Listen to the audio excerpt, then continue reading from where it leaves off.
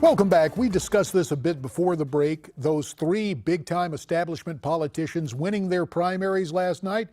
Pollster John Zogby says there are still some very real advantages to incumbency. Miranda Kahn has more. JD, this election cycle has been marked by successful outsider candidates like Donald Trump. But last night's primaries in Florida and Arizona proved that sometimes being seen as an insider can pay off.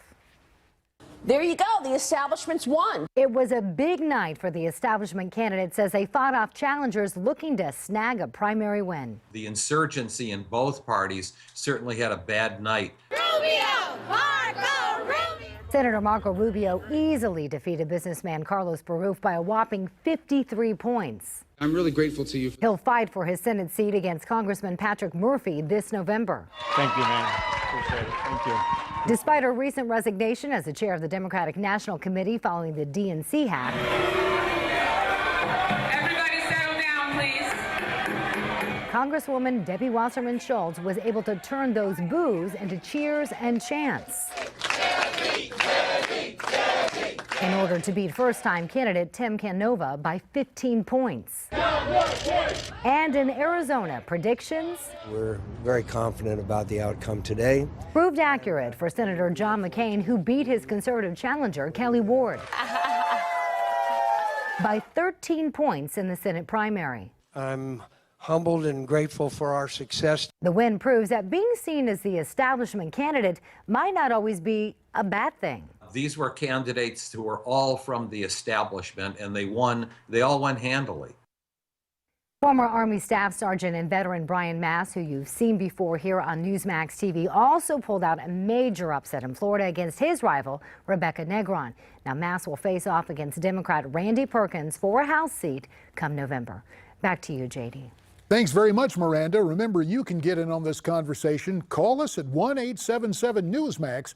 That's 1-877-639-7629. And let's continue the conversation now with a proud graduate of the University of North Carolina, giving her consent to talk to an old NC State guy.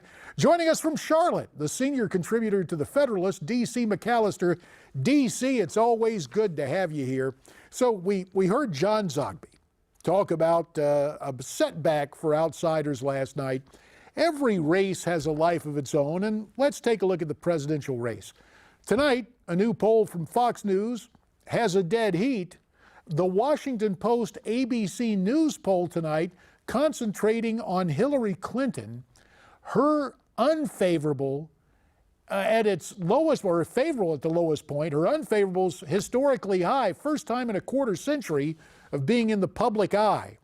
Why is that? Is this Hillary's doing? And despite the best efforts of the dominant media culture, people finding out about the emails and the questions of honesty? I think definitely she has. The lying is catching up to her, and people just are. They don't want to vote for someone who they can't trust. And with the things coming on with the foundation, they're just not trusting her, and I think you're going to see that in the polling. And the thing is that she, as a majority candidate, is the #1 top history of having the highest disapproval ratings in history of all candidates. So she's a terrible candidate at this point. And of course, intensity cuts both ways. We should note that Donald Trump has high unfavorables, but that may be changing based on today, in fact. Let's take a listen to what he had to say in that mini summit in Mexico City. We recognize and respect the right of either country to build a physical barrier or wall on any of its borders to stop the illegal movement of people. Number 3, dismantling drug cartels and ending the movement of illegal drugs, weapons, and funds across our border. Improving NAFTA, number 4. NAFTA is a 22-year-old agreement that must be updated to reflect the realities of today. So we heard just some of the 5 points he put out there. Tell you what, DC, let's take a call coming into us from my old Arizona stomping grounds at 1-877-NEWSMAC. Down in Buckeye, Arizona, our faithful viewer Rick is on the line.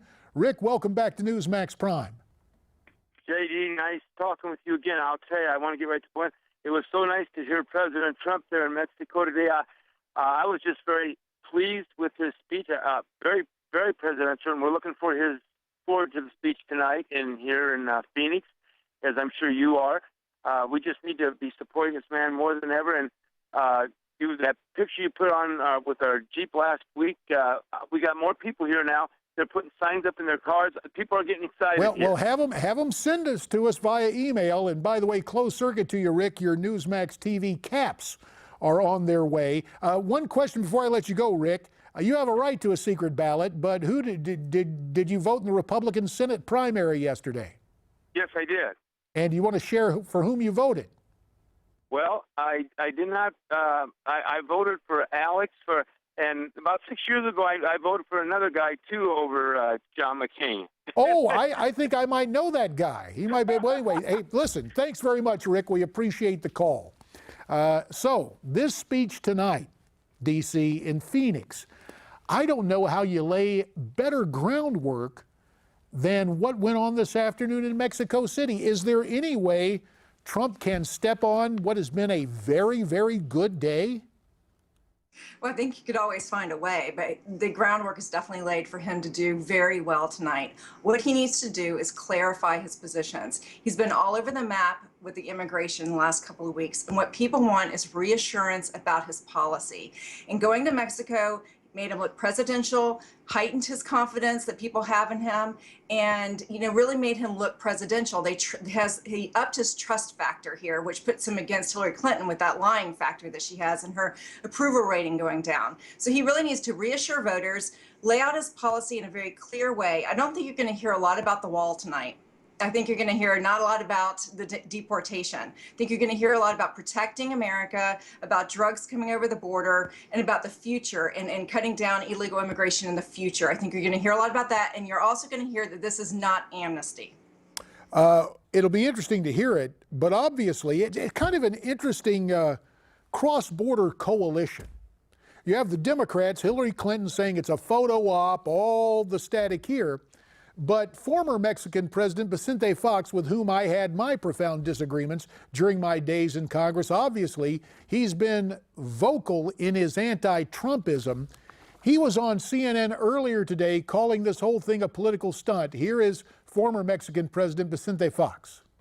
I don't understand why President Peña has offered this opportunity. I think it's nothing more than a political stunt. Trump is using, Mexico is using President Peña to boost his sinking poll numbers. He avoided the F-bomb, but he called Nieto a traitor for softening on Trump. 15 seconds for the last word. He's not president. What he has to say really doesn't matter. He can go in a Twitter war with Donald Trump all he wants, but really he's the past and it doesn't matter. Donald Trump stood on stage with the current president of Mexico, and that makes a huge difference and has really elevated his gravitas in the eyes of voters. DC McAllister, tonight from Charlotte. As always, we appreciate your input. We'll watch with interest the Trump speech tonight. We'll see you tomorrow night. Till then, stay brave, stay free, stay tuned.